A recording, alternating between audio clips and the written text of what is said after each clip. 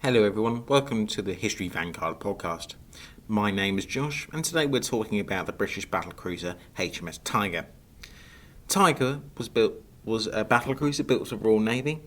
The ship was laid down on the 20th of June 1912 by John Brown Shipyard in Clyde, and she was launched on the 13th of December and commissioned into the Royal Navy on the 3rd of October 1913. The design of the ship. We'll now head back to 1911 when the Royal Navy's proposed plan called for a single battlecruiser to be built for the 1911 to 1912 proposed plan of the Royal Navy. The ship would be the sole and last battlecruiser built for the Royal Navy pre-World War I. As well, HMS Tiger will be based on the Queen Mary battlecruiser design, the predecessor to Tiger herself.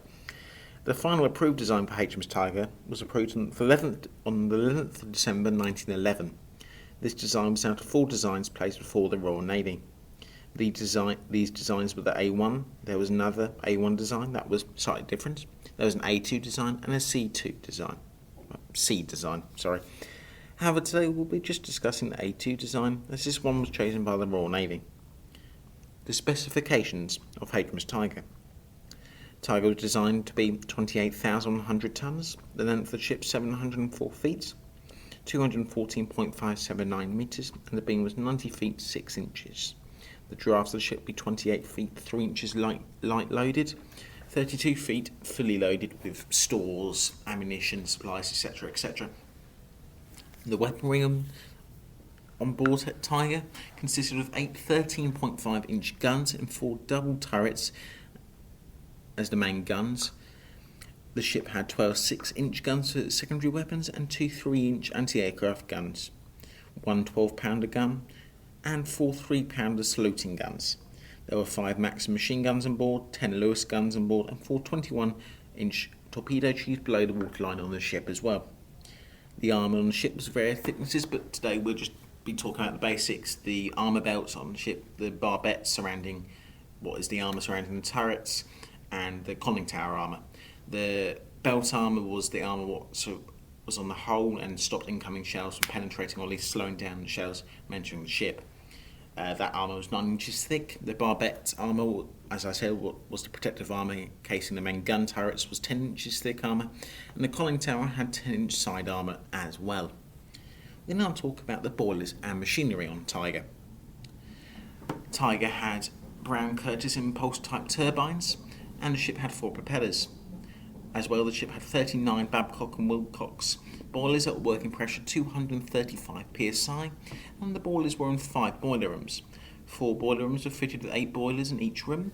The last boiler room had 7 boilers. This was due they couldn't even them out effectively. The heating surface of the boilers was 170,008 square feet. The grey area on the boilers was 4,501 square feet. Combined with the turbines, these boilers had designed shaft horsepower of 85,000, with a top speed of 28 knots. But when completed, the ship had 108,000 shaft horsepower. With this power jump to Tiger, she could reach 29 knots. The fuel capacity on Tiger was 450 tonnes at minimum load. At full maximum capacity, 3,320 tonnes. The ship was able to carry 3,480 tonnes of oil at maximum load as well to supplement the coal. When Tiger entered service on the 11th of December 1913 and commissioned on the 3rd of October 1914, she was launched on the 11th of December 1913 and commissioned on the 3rd of October 1914 into the Royal Navy, it went into Admiral Beatty's first battlecruiser.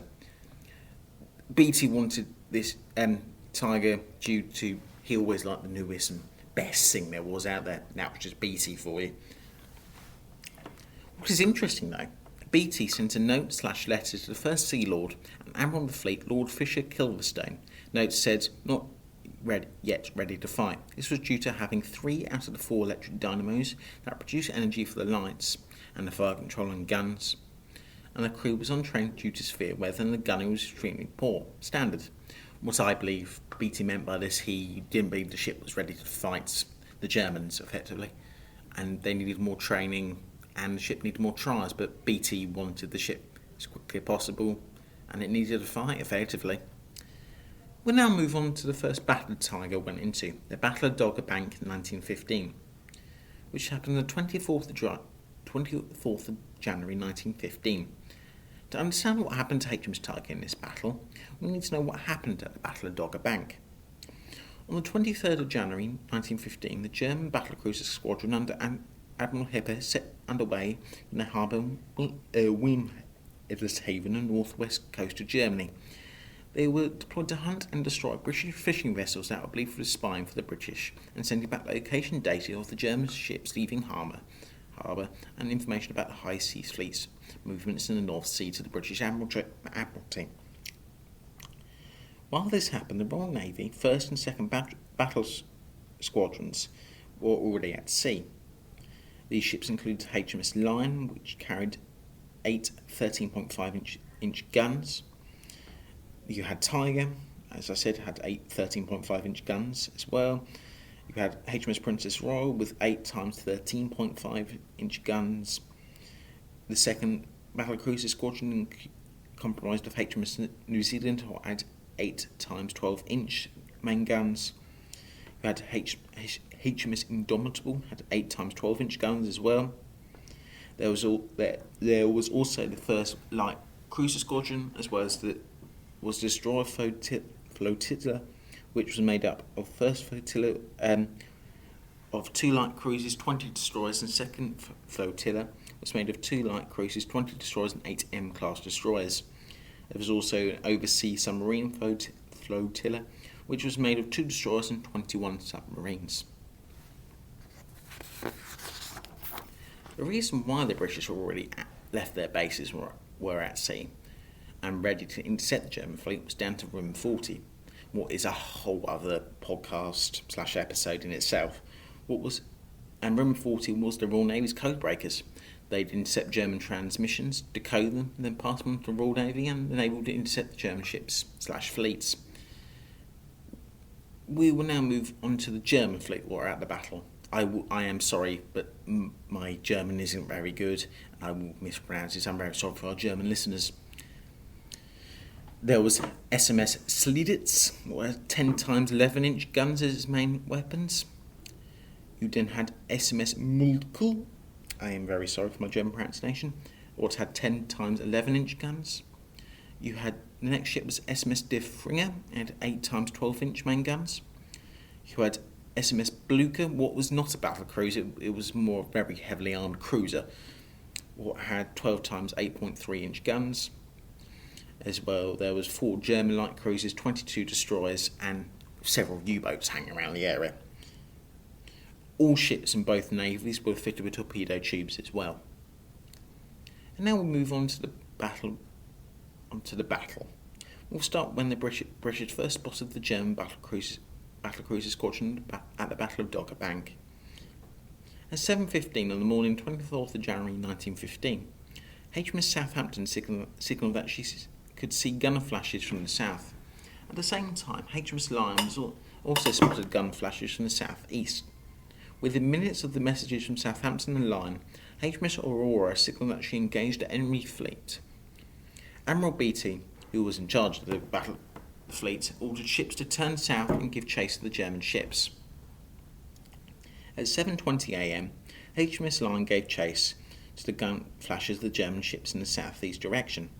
Over the next 1 hour and 38 minutes, the British gave chase to the German fleet, and they were increasing their speed throughout the pursuit of the German fleet. At 8:52 a.m, Beatty signalled the British battlecruiser to 29 knots, what was beyond the speed range of HMS New Zealand and HMS Indomitable. But Beatty knew this, but they had to catch the German ships, and it was more priority, to be honest.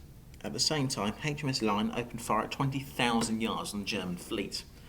The first 2 shots fired by Lion fell long and short.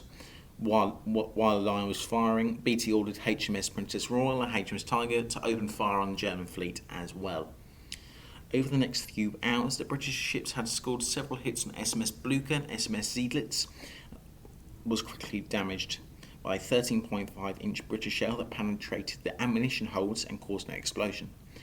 At 10:30 a.m, SMS Blucher was falling out of line of the ships of the battle formation of the German fleet, and just after this happened, a British shell penetrated the ship's magazines and set fire to the ship's cartridges.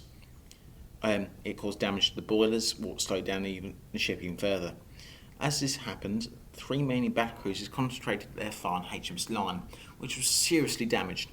Its speed reduced to 15 knots, with its communication systems smashed and damaged, and signalling systems destroyed as well. BT ordered with signal flags that all British ships close in on the German ships, but with the gun smoke preventing the other Royal Navy ships from seeing the flag orders, they just couldn't say anything effectively.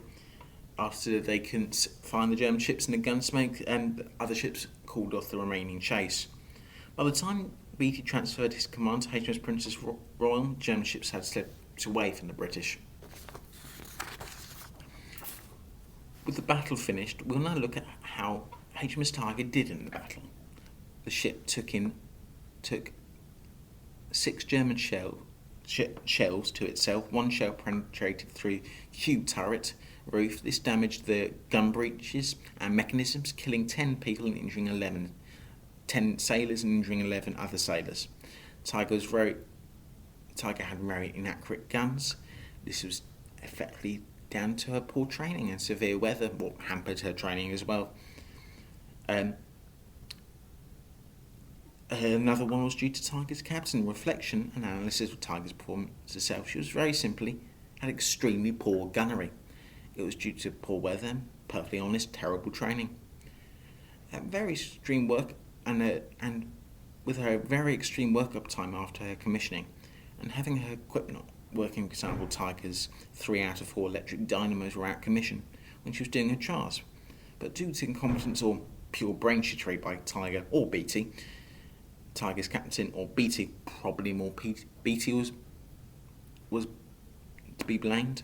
She was ordered into the fleet with poor training and poor gunnery. She had to face the Germans. There was no other option, effectively. In conclusion, though, she was not ready to fight the Germans in battle. She needed more work-up time. She needed better gunnery practice with clearer weather. She needed more fixes to fix her dynamos, fix other things on the ship. But her design overall was very good. She had extremely good firepower, good top speed. It was just down to training reason why she failed, and not being able to complete all her trials. It was down to World War I. But in reality, she was never ready to fight the Germans. Thank you for listening to my podcast about HMS Tiger. This was just a concise history of her first couple of years in service, building, design and first battle. Thank you very much for listening.